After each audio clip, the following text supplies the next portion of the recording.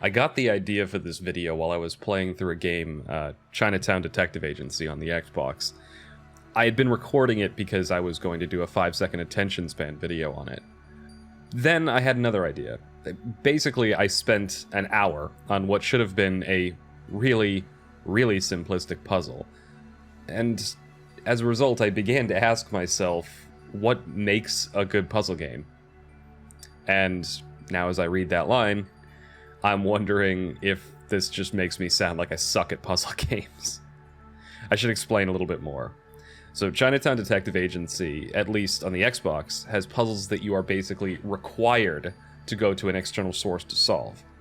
And the reason I was stuck for close to an hour on one puzzle is that when I play puzzle games, I like to solve them myself, without having to go to a guide or a walkthrough. Unfortunately for me, this game was designed with the internet in mind, so you either need to have some crazy specialized knowledge, or go and look something up. At first, when I realized this, I was pissed. Okay. Apparently, from what I was just reading online, the game expects you to Google this quote. I'm on the Xbox, how the fuck am I supposed to do that? But it was only after I'd had time to think about it that I began to reflect and wonder if this really was a bad system, or if I was just stuck in my ways with how puzzle games should be designed. See, when I play puzzle games, I prefer to have all the information needed to solve the puzzle contained within the game itself. All I should need to bring to the table is, my own logic and effort. Or maybe both. I make some exceptions for basic trivia which a normal person should be able to know, but ideally even that should be within the game somewhere. A perfect example of this done well is the Zero Escape series. These games have everything you need to solve each puzzle minus your own intelligence and insight within the games themselves. But by no means are these puzzles easy. Some of these are fairly straightforward affairs where all you need to do is collect all the pieces and then the solution becomes pretty obvious. But others, and these are the most memorable for me, are seriously difficult logic puzzles that you really do need to think about for a while before finding a solution. I do realize that this model of having everything you need to solve the puzzle in the game can be done wrong as well. There are plenty of examples, though the first one that springs to mind is Skyrim. This game's quote-unquote puzzles normally amount to reading the solution off of the wall and then applying it in the exact same room. Oh, what's this? 3 spinny stones with an animal on them? Whatever could the solution be? Oh look, it's right over there on the wall. Snake, snake, fish. Okay, puzzle solved. Back to bitch slapping Draugr. It's not always that simplistic, but the most complex I remember Skyrim's puzzles being is opening your inventory, looking at an object, and reading the solution off the back of the object before you put it on the only interactable thing in the room.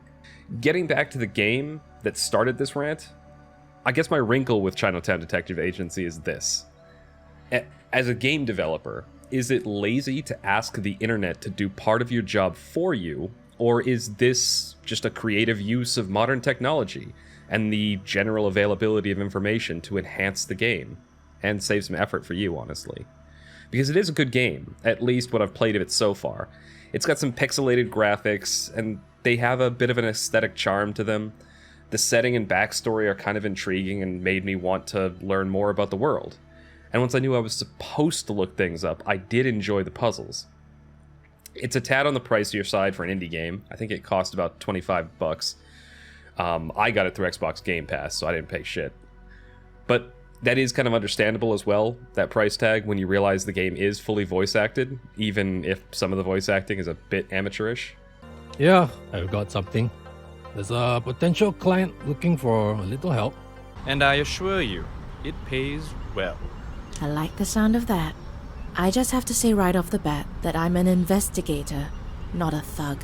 So at the end of all this, I think I've found the answer to my original question. And on reflection, I don't exactly resent Chinatown Detective Agency for the way it designs its puzzles, even if it doesn't match up with my preferred way to play a puzzle game. It's at least better than the lazier puzzlers out there, and I do respect the game. I do respect a game that is aggressively hard more than one that is insultingly easy. Even if the difficulty is because I didn't know that I had to, go out away from the game and look things up on my own. But fuck it. I like the game so far, and I'm going to keep playing it. Who knows if I'll actually do a video just dedicated to that. I find it all very charming, though. So where are we with this? Is this a review? Is it just an essay on puzzles? I don't know.